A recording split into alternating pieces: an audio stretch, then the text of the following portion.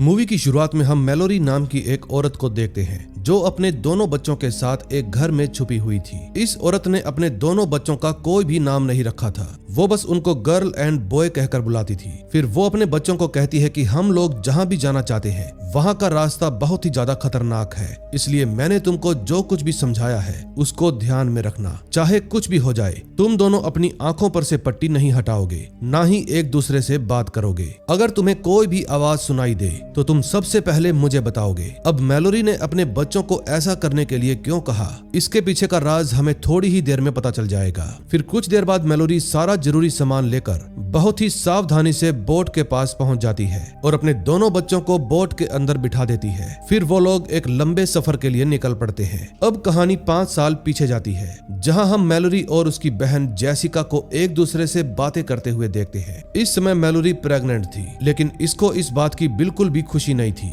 फिर जेसिका को कहकर वो अपना टीवी ऑन करवाती है। तभी न्यूज के जरिए उसको पता चलता है कि साइबेरिया में बहुत सारे लोग आत्महत्या कर रहे हैं, वो भी बिना किसी वजह के। डॉक्टर्स का मानना है कि ये कोई साइकोलॉजिकल डिसऑर्डर नहीं है, ये कुछ और ही है। अब ये बीमारी यूरोप में भी फैल गई है और अब इसका असर धीरे धीरे अमेरिका के कुछ शहरों में भी देखा जा रहा है। इस खबर को सुनने के बाद मैलोरी थोड़ा परेशान हो जाती है। फिर उसकी बहन जेसिका उसका रेगुलर चेकअप करवाने के लिए उसको हॉस्पिटल में लेकर आती है। यहाँ भी वो डॉक्टर से बातें करते वक्त बताती है कि वो अपने बच्चे को लेकर बिल्कुल भी सीरियस नहीं है। फिर चेकअप खत्म करने के बाद जब वो लोग हॉस्पिटल से जाने लगते हैं तो मैलोरी को वहाँ पर एक औरत दिखाई देती है जो पागलों की तरह अपना सिर दीवार से पीट रही थी। ये देखकर उसको समझ में आ जाता है कि जरूर यहाँ पर कोई गड़बड़ होने वाली है। फिर वो जल्दी से बाहर जाकर जेसिका के साथ कार में बैठ जाती है। जैसे ही ये दोनों थोड़ा आगे बढ़ते हैं इनको दिखाई देता है कि सड़क पर बहुत सारे लोग पागलों की तरह आत्महत्या कर रहे हैं। ये देखकर मैलोरी बहुत ज्यादा डर जाती है, लेकिन तभी देखते ही देखते अचानक से जेसिका की आंखों का रंग भी बदल जाता है,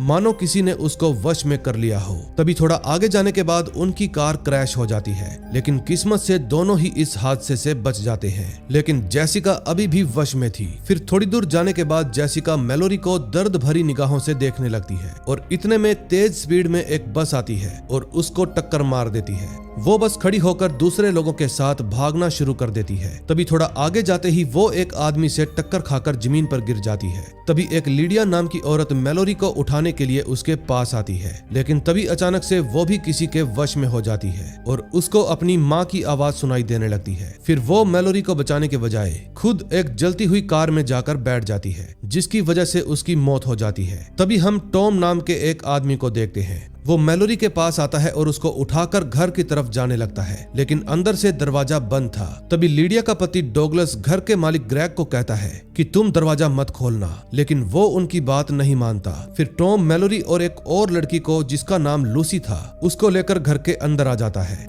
जहां पहले से ही कुछ और लोग भी मौजूद थे। ये सब लोग इस हादसे से डरे हुए थे, किसी को भी नहीं पता था कि आखिर बाहर चल क्या रहा है। तभी चार्ली नाम का एक आदमी सभी को बताता है कि ये एक तरह का मिस्टीरियस क्रिएचर है जिनकी आंखों में देखने पर इंसान अपने इमोशंस पर कंट्रोल नहीं कर पाता और उन सभी को ऐसी ऐसी यादें आती है जिसकी वजह से वो आत्महत्या करने लगता है। ये बात सुनकर वो सभी लोग घर की सारी खिड़कियां अच्छे से बंद कर देते हैं ताकि वो क्रिएचर उनकी आंख में ना देख पाए। तभी मैलोरी उन सब से दूर जाकर खड़ी हो जाती है और जेसिका को याद करने लगती है कि कैसे जेसिका ने उसकी आंखों के सामने अपनी जान दे दी। फिर टॉम उसके पास आकर उसको सहारा देने की कोशिश करता है। अब कहानी फिर से प्रेजेंट में आती है। मैलोरी को बोट चलाते वक्त 6 घंटे बीत गए थे। तभी वो एक आदमी से कांटेक्ट करने की कोशिश करती है, लेकिन नेटवर्क खराब होने की वजह से मैलोरी की बात उससे नहीं हो पाती। लेकिन तभी उसको एक क्रिएचर का अपने आसपास होने का एहसास होता है, क्योंकि उसके पास कुछ बर्ड्स थे जो कि जोर जोर से आवाज करना शुरू कर देते हैं। असल में दोस्तों, इन बर्ड्स को क्रिएचर के होने का एहसास इंसानों से पहले हो जाता है, इसलिए मैलोरी हमेशा इनको अपने साथ लेकर चलती है। तभी क्रिएचर की आवाज सुनकर मैलोरी एकदम चौकन्ना हो जाती है और कहानी फिर से 5 साल पीछे जाती है। घर के अंदर सभी लोग बहुत ज्यादा परेशान थे, क्योंकि न्यूज चैनल वालों का कहना था कि इन क्रिएचर्स का खतरा बहुत बहुत ज्यादा बढ़ता जा रहा है। अब इन्होंने पूरी दुनिया में तबाही मचा रखी है। ऐसे में सभी लोगों की भलाई इसी में है कि वो लोग घर के अंदर ही रहें। अब इन लोगों को एक साथ रहते हुए 6 दिन बीत गए थे और घर का खाना भी खत्म होता जा रहा था। अब खाने को लेकर सभी लोग परेशान हो जाते हैं, क्योंकि अगर इन लोगों को खाना ना मिला तो वैसे भी ये लोग मर जाएंगे। तभी थोड़ी देर बाद एक लड़की इनके घर का दरवाजा खटखटाती है, जिसका नाम ओलंपिया था। वो रोते हुए उनसे हेल्प मांगती है और बताती है कि मैं प्रेग्नेंट हूँ और मैंने कई दिनों से खाना भी नहीं खाया। फिर डॉगलस टॉम को कहता है कि इसको अंदर लेने की कोई जरूरत नहीं है, क्योंकि ये हमारे लिए खतरा भी हो सकती है। लेकिन टॉम और मैलोरी उसकी बात नहीं मानते और उसको अंदर लेने का फैसला कर लेते हैं। फिर जब इनको पता चलता है कि ओलंपिया एकदम ठीक है और उसके ऊपर किसी भी क्रिएचर का कंट्रोल नहीं है, तो वो लोग उसको अंदर ले लेते हैं और खाने के लिए खाना भी देते हैं। तभी ग्रेग कहता है कि हमें जल्दी ही इन क्रिएचर से लड़ना होगा। हमें मालूम होना चाहिए कि ये कैसे दिखते हैं और इनके पास क्या क्या ताकतें हैं। अब मैं अपने घर के बाहर लगे कैमरा से इनको देखने की कोशिश करूंगा और ऐसे में ये लोग मुझ पर कंट्रोल भी नहीं कर पाएंगे, क्योंकि मैं डायरेक्ट इनकी आंखों में नहीं देखूंगा। लेकिन सब लोग ग्रेग को ऐसा करने से मना करते हैं। लेकिन ग्रेग कहता है कि तुम लोग मुझ पर भरोसा रखो, मुझे कुछ भी नहीं होगा। अब टॉम उसके हाथ बांध देता है ताकि अगर किसी तरह से क्रिएचर इसको कंट्रोल में कर ले तो ग्रेग आत्महत्या ना कर पाए। अब ग्रेग को बांधने के बाद सब लोग अपना अपना काम करने में लग जाते हैं। तभी ग्रेग को कैमरे में एक हवा का झोंका दिखाई देता है, जिसके बाद उसकी आंखों का रंग बदल जाता है। अब घर में चारों तरफ एकदम शांति थी, लेकिन तभी अचानक से सभी को एक तेज हवा की आवाज सुनाई देती है, जो ग्रेग के कमरे से ही आ रही थी। फिर जैसे ही ये लोग कमरे के अंदर पहुंचते हैं तो उनको पता चलता है कि ग्रेग ने टेबल से अपना सर पटक पटक कर आत्महत्या कर ली है। अब उसको देखकर मैलोरी जोर जोर से रोना शुरू कर देती है। फिर टॉम उसको संभालता है। तभी डॉगलस भी उस कैमरा स्क्रीन को तोड़ देता है ताकि कोई भी गलती से उन क्रिएचर्स को ना देखे। अब कुछ देर बाद रात हो जाती है और ओलंपिया मैलोरी से बातें करने लगती है। फिर ओलंपिया मैलोरी से पूछती है कि क्या तुमने अपने बच्चों का नाम सोचा। मैलोरी उसकी बात का कोई भी जवाब नहीं देती, क्योंकि उसको इन सब बातों में कोई भी दिलचस्पी नहीं थी। फिर वो ओलंपिया को कहती है कि तुम बहुत ज्यादा थक गई हो, इसलिए तुम्हें आराम करना चाहिए। अब कहानी फिर से प्रेजेंट में आती है। अब मैलोरी को नदी में सफर करते हुए 12 घंटे बीत चुके थे।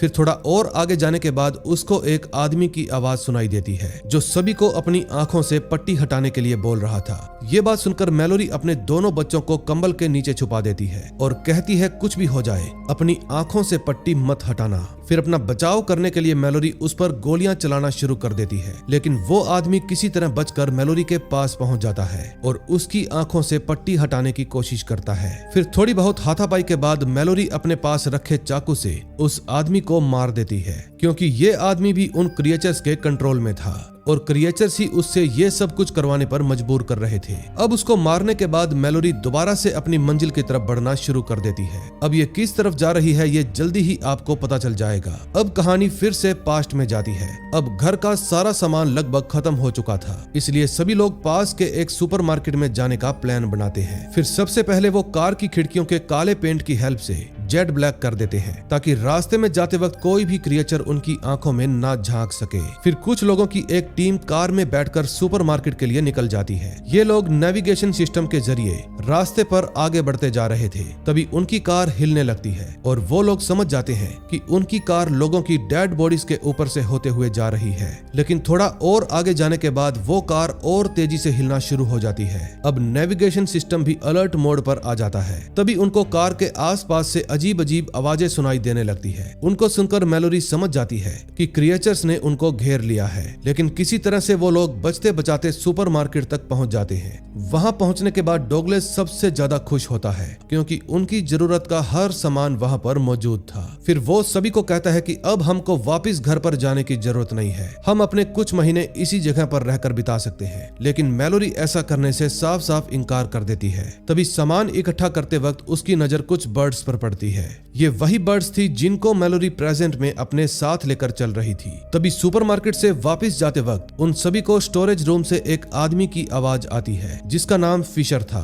वो उस रूम से बाहर आने के लिए उन सब लोगों से हेल्प मांगता है। तभी टॉम सभी को कहता है कि तुम सब लोग अपनी आंखें बंद कर लो, मैं इस आदमी को बाहर निकाल रहा हूँ। फिर जैसे ही वो थोड़ा सा दरवाजा खोलकर देखता है तो फिशर सभी को कहता है कि तुम्हें भी एक बार उनको देखना चाहिए, वो बहुत ही सुंदर है। ये बात सुनकर सभी लोग समझ समझ जाते हैं कि क्रिएचर ने फिशर को अपने कंट्रोल में ले रखा है। फिर टॉम जल्दी से गेट को बंद करने की कोशिश करता है, लेकिन अब बहुत देर हो चुकी थी। फिशर सब लोगों पर भारी पड़ जाता है, इसलिए चार्ली अपनी कुर्बानी देने का फैसला करता है। वो फिशर को अपने साथ लेकर उस कमरे में वापस चला जाता है और ये देखकर सभी लोग हैरान हो जाते हैं। तभी गेट के नीचे से बहुत सारा खून निकल कर आता है, यानी कि फिशर ने चार्ली को मार दिया था। अब वो सभी लोग अपने उदास चेहरे लेकर वापस अपने घर पर आ जाते हैं। तभी कुछ देर बाद जब मैलोरी डोगलस के साथ बातें कर रही थी तो उनको गैराज में से कार स्टार्ट होने की आवाज आती है। फिर गैराज में पहुंचने पर उनको पता चलता है कि उनकी कार वहां से गायब हो चुकी है। फिर मैलोरी चेक करने के बाद बताती है कि लूसी और उसका दोस्त घर पर नहीं है, यानी कि उन दोनों ने ही कार को चोरी किया होगा। अब कहानी फिर से प्रेजेंट में आती है। मैलोरी को बोट चलाते हुए अब 24 घंटे बीत चुके थे। फिर जैसे ही वो थोड़ा आराम करने के लिए रुकती है, उनकी बोट नदी में पड़े एक ट्रक से टकरा जाती है, जिसकी वजह से बॉय नदी में गिर जाता है। लेकिन मैलोरी वक्त रहते ही उसको बचा लेती है, लेकिन जिस बैग के अंदर खाना और कंबल रखा हुआ था वो नदी में बह जाता है और मैलोरी बहुत ज्यादा परेशान हो जाती है। अब बॉय को ठंड से बचाने के लिए वो उसको अपनी जैकेट पहना देती है। अब उसको भी समझ में आ गया था कि ऐसे तो काम बिल्कुल भी नहीं चलेगा, इसलिए थोड़ी दूर जाकर वो अपनी बोट को एक किनारे पर रोक देती है, जिसके बाद वो अपने दोनों बच्चों को कहती है, मैं थोड़ी ही देर में वापस आ जाऊंगी, तब तक तुम बोट में ही रहना और किसी का भी कहना मत मानना, चाहे कुछ भी हो जाए, और मेरे पीछे पीछे जंगल में आने की कोशिश भी मत करना। फिर उन दोनों को अच्छे से समझाने के बाद मैलोरी वहां से चली जाती है। फिर वो पास में ही एक घर के अंदर जाती है जहां जरूरत का काफी सारा सामान था। फिर मैलोरी उन सभी चीजों को जल्दी से इकट्ठा करती है, लेकिन तभी उसको घर के अंदर से एक अजीब सी आवाज सुनाई देती है और वो समझ जाती है कि क्रिएचर्स उसके आसपास ही हैं। फिर वो तुरंत घर से बाहर निकलकर भागना शुरू कर देती है और अपने बचाव के लिए काफी सारी गोलियां भी चलाती है, लेकिन गोलियों की आवाज सुनकर गर्ल जंगल की तरफ निकल जाती है। अब जैसे ही वो क्रिएचर्स गर्ल की तरफ बढ़ने लगते हैं, मैलोरी उसको अपने पास खींच लेती है और वापिस से अपनी बोट में जाकर अपना सफर फिर से शुरू कर देती है। अब कहानी फिर से पास्ट में जाती है। तभी हम ओलंपिया को देखते हैं जो गैरी नाम के एक आदमी को बिना किसी की इजाजत लिए घर के अंदर बुला लेती है। इस बात से मैलोरी बहुत ज्यादा गुस्से में आ जाती है। फिर टॉम गैरी के बैग को अच्छे से चेक करता है, लेकिन उसके अंदर कुछ भी नहीं था। फिर गैरी सबको बताता है कि वो अपने 3 दोस्तों के साथ किसी घर के अंदर छुपा हुआ था, लेकिन तभी कुछ पागल लोगों ने उनके घर में घुसपैठ कर ली। उन्होंने अपनी आंखों पर पट्टी भी नहीं पहनी हुई थी। वो पूरी तरह से क्रिएचर्स के कंट्रोल में थे। उन्होंने जानबूझकर मेरे दोस्तों को क्रिएचर की आंखों में देखने पर मजबूर किया, लेकिन मैं किसी तरह वहां से बचकर भाग निकला। फिर डोगलस सभी को कहता है कि हम इस आदमी की बातों पर बिल्कुल भी भरोसा नहीं कर सकते, इसलिए हमें इसको घर से बाहर निकालना होगा। लेकिन तभी शर्ली नाम की एक बूढ़ी औरत डोगलस पर हमला करके उसको बेहोश कर देती है। फिर टॉम डोगलस को ले जाकर दूसरे कमरे में सुला देता है। अब डोगलस से अपनी जान बचाने पर गैरी सभी को शुक्रिया कहता है, क्योंकि उन सब ने गैरी को इस घर के अंदर रहने दिया।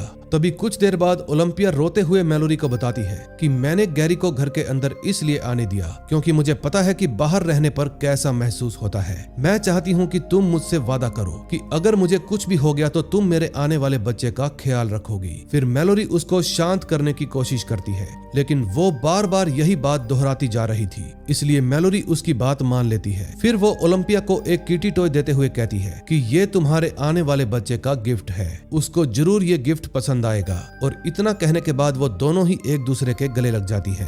अब कहानी फिर से प्रेजेंट में आती है और हम उसी किटी टॉय को गर्ल के हाथों में देखते हैं, यानी कि गर्ल ओलंपिया की ही बेटी है और बॉय मैलोरी का बेटा है। फिर मैलोरी अपने बच्चों से कहती है कि आगे का रास्ता और भी खतरनाक होने वाला है, पानी का बहाव बहुत तेज हो जाएगा, इसलिए तुम दोनों में से किसी एक को अपनी आंखों से पट्टी हटाकर मुझे रास्ता बताने में हेल्प करनी होगी, तभी हम अपनी मंजिल तक पहुंच पाएंगे। अब ये बात सुनने के बाद दोनों बच्चे बहुत ज्यादा घबरा जाते हैं। अब कहानी फिर से पास्ट में जाती है। तभी हम देखते हैं कि मैलोरी और ओलंपिया दोनों के ही पेट में दर्द शुरू हो जाता है। फिर टोनी शार्ले के साथ उन दोनों को ऊपर वाले कमरे में लेकर जाता है ताकि वो दोनों वहां पर अपने बच्चों को जन्म दे सके। तभी हम गैरी को देखते हैं, वो अपने पास रखी हुई कुछ अजीब सी ड्राइंग को बाहर निकालता है जिनमें क्रिएचर्स जैसी अजीब अजीब चीजें बनी हुई थी। फिर वो मैलोरी की उन बर्ड्स को फ्रिज के अंदर बंद कर देता है। तभी डॉगलेस भी अपनी नींद से जाग जाता है और वो गैरी को ये सब कुछ करता हुआ देख लेता है और बहुत ज्यादा डर जाता है। फिर गैरी घर की खिड़कियों पर लगे कागजों को हटाना शुरू कर देता है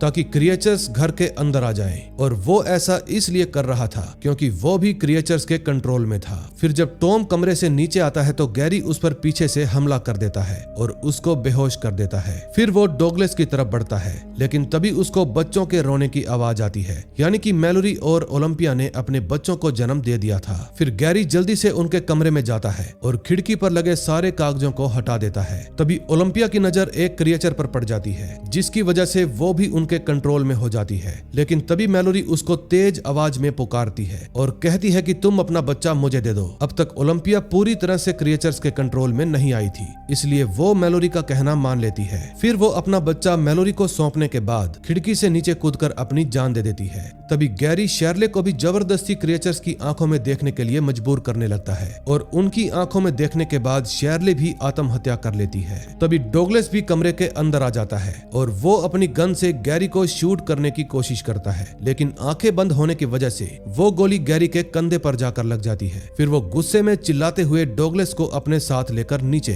फ्लोर पर गिर जाता है और अपने पास रखे हुए एक औजार से उसको मार डालता है। तभी हम मैलोरी को देखते हैं। अब वो अपने दोनों बच्चों को अपने साथ लेकर कंबल में छुपी हुई थी। तभी उसको गन चलने की आवाज आती है जिसके कुछ देर बाद अचानक से उसका कंबल हट जाता है। अब वो डर के मारे चिल्लाने लगती है, लेकिन तभी उसको पता चलता है कि ये कोई और नहीं बल्कि टॉम है। उसी ने डॉगलेस की गन लेकर गैरी को शूट किया था। फिर वो दोनों ही एक साथ बैठकर बच्चों को खिलाने लगते हैं। अब कहानी 5 साल आगे जाती है। मैलोरी दोनों बच्चों की आंख पर पट्टी बांधकर सारी चीजें समझा रही थी। टॉम भी अब उनके साथ ही रहने लगा था और इन दोनों के बीच में नजदीकियां भी बढ़ गई थी। लेकिन एक रात जब ये दोनों सो रहे थे तो इनके पास रिक नाम के एक आदमी का फोन आता है। वो टॉम को बताता है कि हम एक सुरक्षित जगह पर छुपे हुए हैं। यहाँ खाना, पानी और रहने की सारी व्यवस्था है। अगर तुम चाहो तो तुम भी यहाँ पर आ सकते हो। इसके लिए तुम्हें 2 दिन का रास्ता तय करना पड़ेगा जो नदी से होता हुआ गुजरता है। लेकिन एक बात याद रखना, रास्ते में बहुत सारी मुश्किलें होंगी।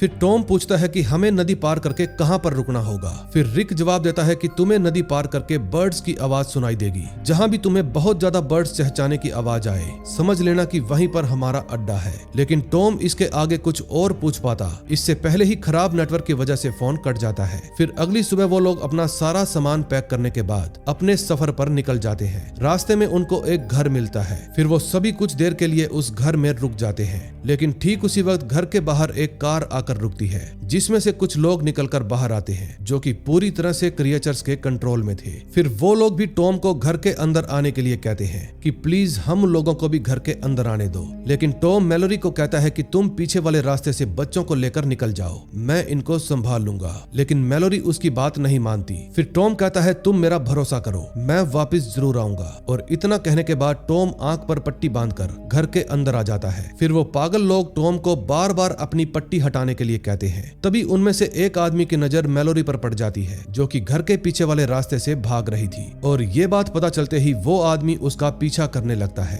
फिर टॉम अपनी गन लेकर एक एक करके उन सभी को मारना शुरू कर देता है। फिर आखिरी छुपे हुए आदमी को मारने के लिए टॉम अपनी आंखों पर से पट्टी हटाने का फैसला करता है। लेकिन तभी उसकी नजर क्रिएचर पर पड़ जाती है। लेकिन वो पूरी तरह से क्रिएचर के कंट्रोल में आने से पहले उस आदमी को मार डालता है। अब क्रिएचर पूरी तरह से उसके दिमाग को अपने कंट्रोल में कर लेता है, इसलिए वो अपनी गन से खुद को भी मार लेता है। गन की आवाज सुनकर मैलोरी समझ जाती है कि अब टॉम कभी भी वापस नहीं आएगा। फिर वो किसी और घर के अंदर जाकर जोर जोर से रोना शुरू कर देती है। कुछ देर बाद उसको एहसास होता है कि अब उसको अकेले ही आगे का रास्ता तय करना होगा। फिर वो अपने दोनों बच्चों को सारी बातें समझाने लगती है। दोस्तों, ये वही सीन था जिसको हमने मूवी की शुरुआत में देखा था। अब कहानी प्रेजेंट में आती है और अब मैलोरी को बोट चलाते चलाते पूरे 42 घंटे हो चुके थे। लेकिन अब इनके सफर का सबसे कठिन हिस्सा आने वाला था। तभी देखते ही देखते पानी का बहाव बहुत तेज हो जाता है। फिर मैलोरी अपनी बोट को संभालने की कोशिश करती है, लेकिन तेज बहाव के कारण उनकी बोट पलट जाती है। फिर वो किसी तरह से नदी के किनारे पर पहुंच जाते हैं। तभी मैलोरी जल्दी से अपने बच्चों को लेकर बर्ड की आवाज का पीछा करते हुए